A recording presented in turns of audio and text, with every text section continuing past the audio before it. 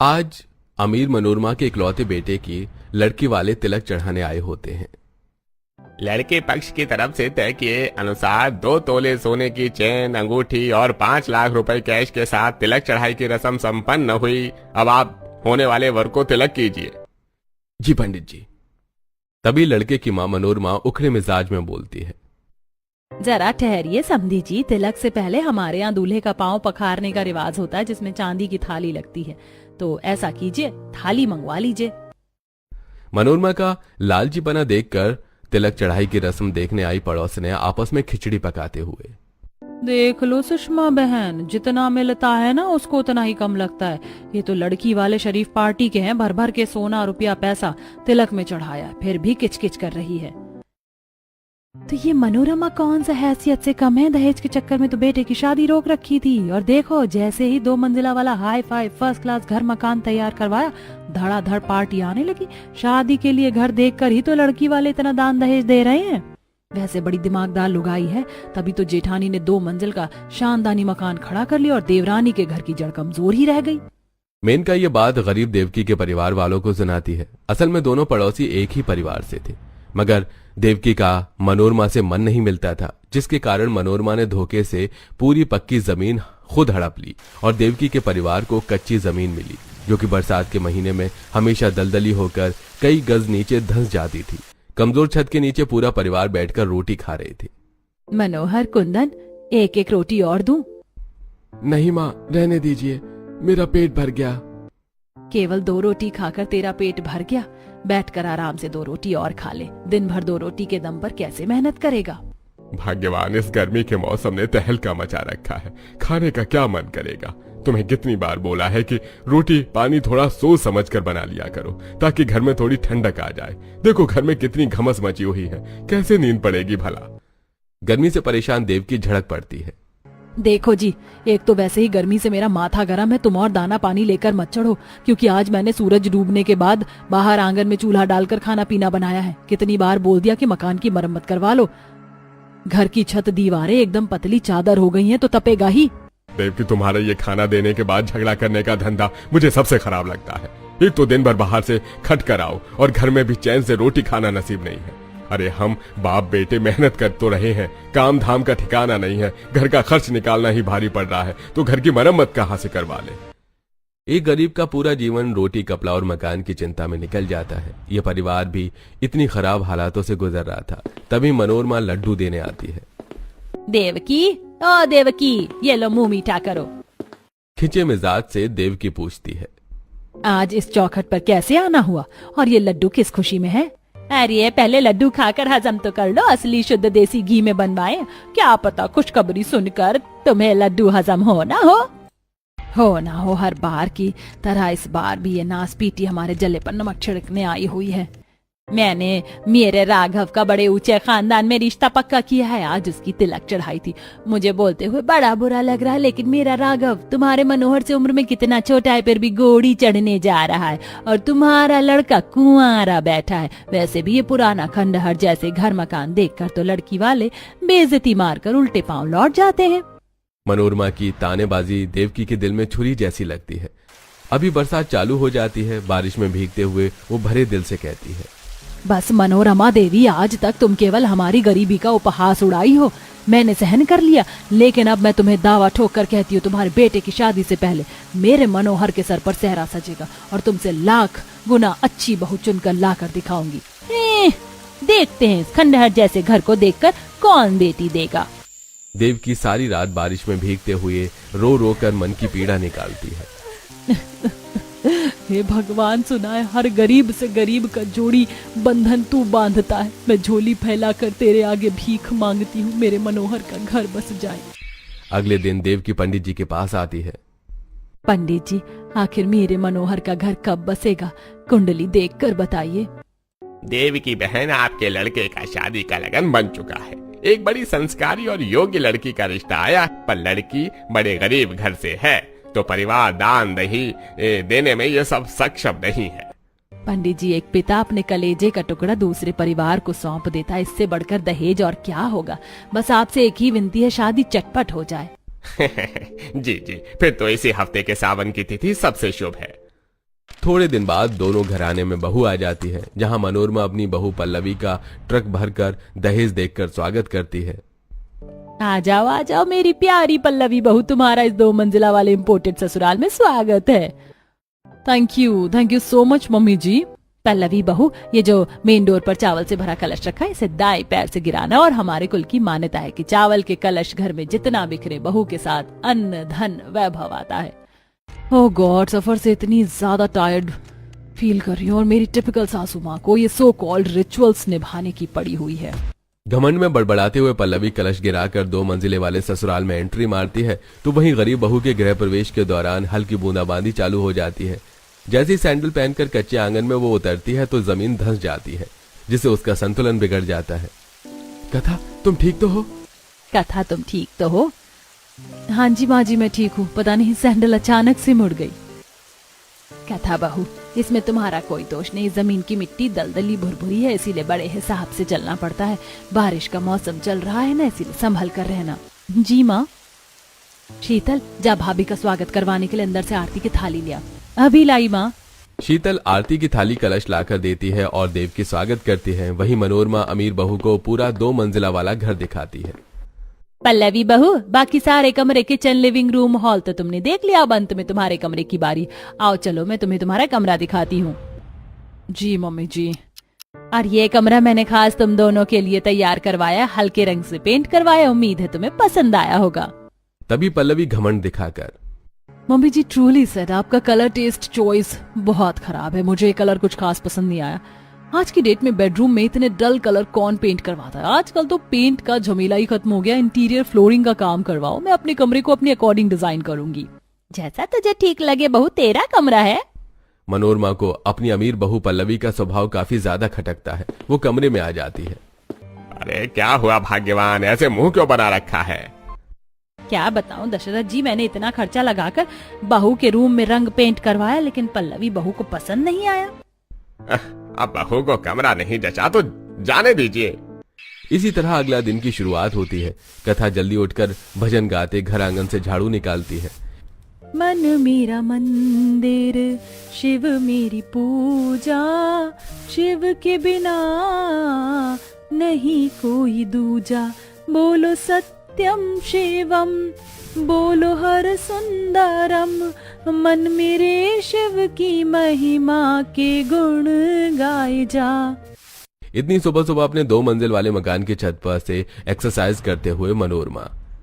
आज तो सुबह सुबह छत पर कितनी ठंडी ठंडी हवा चल रही है, मगर आसमान में इतने ज्यादा बरसाती बादल छाए हुए कि सूरज की किरण फूटी नहीं। पता नहीं चल रहा, वरना आखिरी योगासन सूर्य नमस्कार करके नीचे चली जाती। थोड़ी देर और अनुलोम विलोम कर लेती हूँ। थोड़ी देर में मनोरमा छत पर टहलते हुए कथा को आंगन लीपते देखती है। देखो तो इस देवकी की बहू बिना किसी की जगाए उठकर घर के कामकाज निपटा रही है। जाकर देखती हूँ पल्लवी बहू जागी की नहीं।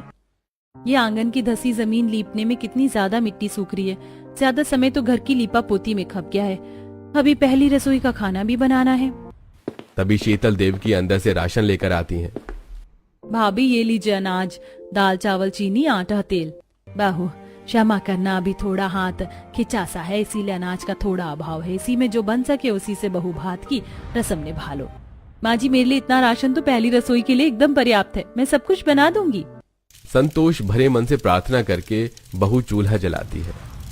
हे अन्नपूर्णा माँ, मुझ गरीब बहू की रसोई में मैं आपको प्रथम निमंत्रण देती हूँ। सहायक होना माँ। सबसे पहले चूल्हे पर खीर चढ़ा चूल्हा पूजन कर लेती हूँ, फिर पूरी छान लूंगी और अंत में सब्जी बना लूंगी। झटपट का खाना तैयार हो जाएगा, मौसम भी बारिश का है। कथा खाना बनाने लगती है, तभी तूफान उठ जाता है और बरसात होने लगती है। तभी मनोरमा पल्लवी के कमरे में आती है। ये देखो, इतने ठंडे बारिश के मौसम में भी बहू ने फालतू में एसी चला रखा है। पल्लवी बहू, पल्लवी बहू उठ जाओ। क्या हुआ सासू माँ, क्यों कान के पास कचर कचर कर रही हो? बहू आज तुम्हारी पहली रसोई और तुम यहाँ अभी तक पैर पसार कर सोई पड़ी हुई हो। चलो उठकर नहा लो। खुंदक खाते हुए पल्लवी पति को जोर से तकिया मारकर, राघव राघव राघव उठो। क्या हुआ पल्लवी, सोने दो ना, इतना अच्छा बारिश का मौसम हो रहा है, सोने दो। तुम्हारी माँ मेरी अच्छी खासी नींद में कबाब में हड्डी बन गई। एक तो कोई ब्लैक टी बनाकर भी नहीं लाया। पल्लवी आग बबूला होकर नहाकर किचन में जाती है। वहीं बारिश गरीब बहू के पहले रसोई में बाधा डाल रही थी। हे भगवान, इस इंद्र देवता को भी अभी बरसात लगानी थी। कितने ज्यादा तेल के छींटे उड़ रहे हैं, पूरी भी नहीं छानने में बन रही है। तभी घर के अंदर से बोरी ओढ़कर देवर आता है। बारिश के चलते आंगन में कीचड़ भर चुका था। कथा भाभी, मैं चूल्हा उठाकर अंदर ले चलता हूँ। थोड़ी देर और बारिश पड़ेगी तो ये जमीन एकदम दलदली हो जाएगी। कथा भाभी, मैं चूल्हा उठाकर अंदर ले चलता। थोड़ी देर और बारिश पड़ेगी तो ये जमीन एकदम दलदली हो जाएगी। पर कुंदन देवर जी, आप जलता चूल्हा उठाकर कैसे ले चलेंगे? रहने दीजिए, मैं झटपट बना लेती हूँ। ठीक है, मैं पेड़े करवा देता हूँ। और चकला बेलन मुझे दीजिए कथा भाभी, पूरियां मैं बेल देती हूँ। कथा के दोनों देवर नंद बड़े प्रेम भाव से उसके साथ मदद करवाते हैं। वहीं मूसलाधार बारिश के चलते आंगन में काफी ज्यादा पानी जमा हो जाता है और मसाले बर्तन वगैरह उसे पानी में तैरने लगते हैं, जिस पर फर्स्ट फ्लोर से सास बहू देखकर खिल्ली उड़ाते हुए। सासू माँ, जरा देखिए तो ये गरीब लोग कैसे कीचड़ में खाना पीना बना रहे हैं। मुझे तो देखकर घिनसी चढ़ रही है। हाँ, तो किसने कहा हमारे आंगन में ताका झाकी करने को? अपने 2 मंजिल वाले मकान के अंदर जाकर बैठो ना। जुबान देखो कितनी लंबी है कीचड़ मिट्टी में रहने वालों की। पल्लवी बहू, कीचड़ पर पत्थर मारने से वो हमारे ऊपर उछल कर आता है। अंदर चलते हैं। अरे तुम दोनों सास बहू कहाँ चली गई थी? कितनी अच्छी बारिश हो रही है। जाओ पल्लवी बहू, सबके लिए आलू प्याज पनीर के पकौड़े बना कर लाओ। मैं क्यों पकौड़े बनाऊं पापा जी? घर में खाना बनाने के लिए मेड नहीं है क्या? बहू, जब घर में खाना बनाने के लिए नौकरानी लगानी पड़ेगी तो घर में बहू लाने का क्या लाभ? अभी हाल ही में 2 मंजिला का मकान खड़ा करवाने में इतने पैसे खर्च हुए हैं। खाना तुम बना लो। वैसे भी रसोई की जिम्मेदारी बहू की होती है। सॉरी सासू माँ, मगर खाना बनाने के मामले में मेरा हाथ खिंचा खिंचा सा है। मैं होटल से ऑर्डर करवा देती हूँ। बहू, माना कि तुम्हारे पास पैसे, इसका मतलब ये नहीं कि तुम इस कदर अफवाह खर्च करो। मैं बना लूंगी। पल्लवी अपना फोन लेके छत पर जाकर बारिश में नाचते हुए वीडियो बनाती है। वहीं कथा कुशल गृहिणी की तरह सबको बनाकर परोस कर खिलाती है। सब ये फिर तुमने बहुत ही स्वादिष्ट बनाई है और पूरी भी एकदम करारी खस्ता बनी है। पिताजी, हम सबको ये स्वादिष्ट भोजन खिलाने के लिए भाभी ने सब कुछ बारिश में भीग कर बनाया है। क्षमा करना कथा बहू, जो तुम्हें बिना रसोई का इस तरह खुले में भारी बारिश में चूल्हा पूजन करना पड़ा। रसोई का साधन नहीं है और तुम घर की हालत तो देख ही रही हो, कितनी कमजोर, पुरानी और कच्ची हो गई है। इसीलिए हमने सोचा है अब जड़ से ही मकान तोड़वाकर नया 2 मंजिल का मकान बनवाएंगे। आपके मुंह में घी शक्कर माँ। अभी ठेकेदार से बातचीत हो रही है। एक 4-5 मंजिल की फैक्ट्री बनाने में हम तीनों को राजमिस्त्री का काम मिल रहा है। बस आज बात बन जाए तो पैसे मिल जाएंगे, तो इधर अपने घर की नींव रख देंगे। जी, आप सकुशल से जाइए। मैं प्रार्थना करूंगी कि ये कॉन्ट्रैक्ट आप तीनों को ही मिले। तभी मकान की दीवारों से काफी तेजी से पानी घर के अंदर घुसने लगता है और मिट्टी झड़कर कुंदन की थाल में परोसी गई खीर में आ जाती है। मैंने खीर चखा भी नहीं था और सारी की सारी मिट्टी पड़ गई है। कोई बात नहीं कुंदन भैया, आप ये खीर खा लीजिए। बहू, तूने अपने हिस्से की खीर कुंदन को परोस दी, तो क्या खाएगी? बाजी, मुझे मीठा कुछ ज्यादा पसंद नहीं है, इसीलिए। सब लोग कथा के परिवार के लिए समर्पित भाव देखकर खुश होते हैं। वहीं तीनों को काम मिल जाता है और 1 हफ्ते के अंदर एडवांस मिल जाता है। रोजाना मानसून के चलते भारी बारिश से उनके घर की जमीन बिल्कुल दलदली होकर और ज्यादा धंस जाती है। वहीं पानी चौखट से घर में भरने लगता है। इस सावन भादों के मौसम ने तो बड़ा सता कर रख दिया। आज तो घर में घुटने तक पानी भर गया। खाना पीना बनाना भी दूभर हो। तभी सुरेंद्र दोनों बेटों के साथ बारिश में भीगते हुए घर के अंदर जाता है, जहां अब घर में बारिश का इतना ज्यादा पानी जमा होने के चलते मेढक भी भरे हुए थे। माँ, भाभी, मेढक! ये भगवान, एक तो सवेरे से ये बारिश नहीं छूट रही और ये नास पीटा मेढक आ गया पता नहीं कहाँ से। माँ जी, मैं फेंक देती हूँ, ठहरिए। कथा मेढक को उठाकर बाहर फेंकने जाती है। तभी बारिश के चलते दलदली जमीन में उसके पैर काफी अंदर तक धंस जाते हैं, जिसे देखकर बालकनी से मजाक उड़ाते हुए पल्लवी। सही है कथा, बारिश के असली मजे तो तुम ले रही हो। धंसे ससुराल में सारा दिन कीचड़ साफ करते हुए गुजरता है। कथा की आंखों में आंसू आ जाते हैं। पल्लवी, किसी के बुरे हालातों का इतना भी अपमान मत करो, क्योंकि वक्त बदलते देर नहीं लगता है। तभी पल्लवी अकड़ते हुए बोलती है। रस्सी जल गई पर बल नहीं गया। सारे पिज्जा का मजा किरकिरा कर दिया। तभी मनोरमा भड़कते हुए आती है। पल्लवी बहू, तुम यहाँ बालकनी में बैठी हुई हो, पूरे घर में बारिश के पानी से किचकिच मच गई है। पोछा मारकर सुखा दो। मैं और पोछा मारूं? माय फुट मम्मी जी, आप इतनी कंजूस मक्खी चूस क्यों हैं? कम से कम साफ सफाई के लिए मेड लगवा लीजिए। इस लंबे चौड़े 2 मंजिल के मकान में मैं कितने कमरे की साफ सफाई करती फिरूंगी? सब मेरे बस की नहीं है। हद है बहू, जितना मैं तुम्हें उंगली पकड़ा रही हूँ तुम सर पर चढ़ती जा रही हो। तुम्हारे होते हुए भी मैं दोनों टाइम का खाना पीना बना रही हूँ। मम्मी जी, मुझ पर दाना पानी लेकर मत चालू होइए और मेरे लिए खाना भी मत बनाइए। मैं ऑनलाइन ऑर्डर कर लूंगी। पल्लवी का ऐसा व्यवहार देखकर कहीं न कहीं मनोरमा को अपने चुनाव पर पछतावा होता है। दहेज के लालच में मैं कुलक्ष्मी को अपने घर ले आई हूँ। ऐसे कम खर्चे में रसोई चलानी आती है, इससे अच्छा मैं कथा जैसी गरीब बहू ले आती। कथा बहू, हमारे परिवार के लिए तू लक्ष्मी है। आज हमारे घर में काम लग गया। कुछ दिन में लेबर वाले गरीब परिवार वालों का 2 मंजिल का मकान भी तैयार हो जाता है। ले कथा बहू, अपने शुभ हाथों से चौखट पर नारियल फोड़। पर माँ जी, मैं बहू तो हमारे घर की असली लक्ष्मी है, तो ये शुभ काम तू ही कर। तभी जलन खाई हुई मनोरमा आकर चुटकी लेते हुए, अरे बहू, नारियल जरा आहिस्ता से फोड़ना, वरना कहीं ऐसा ना हो ये कच्ची जमीन की नींव फिर से अंदर की तरफ धंस जाए। माँ, कहीं से जलने की बहुत ही तगड़ी सी बू आ रही है। हाँ शीतल बेटी, आज घर के बाहर नींबू मिर्ची लटका देंगे। लोगों को तो मिर्ची लगी पड़ी है, इसीलिए टोक मार रहे हैं। शीतल देवकी का टेढ़ा जवाब सुनकर मनोरमा अपने मुंह में मिट्ठू बनकर रह जाती है। अरे मेरे मकान के बराबरी में तुम लोगों ने 2 मंजिला का ढांचे जैसा मकान तो तैयार करवा लिया, लेकिन ज्यादा उछलो मत। एक तगड़ी आंधी तूफान चली ना तो तिनकों की तरह तुम्हारे सपनों का घर बिखर जाएगा।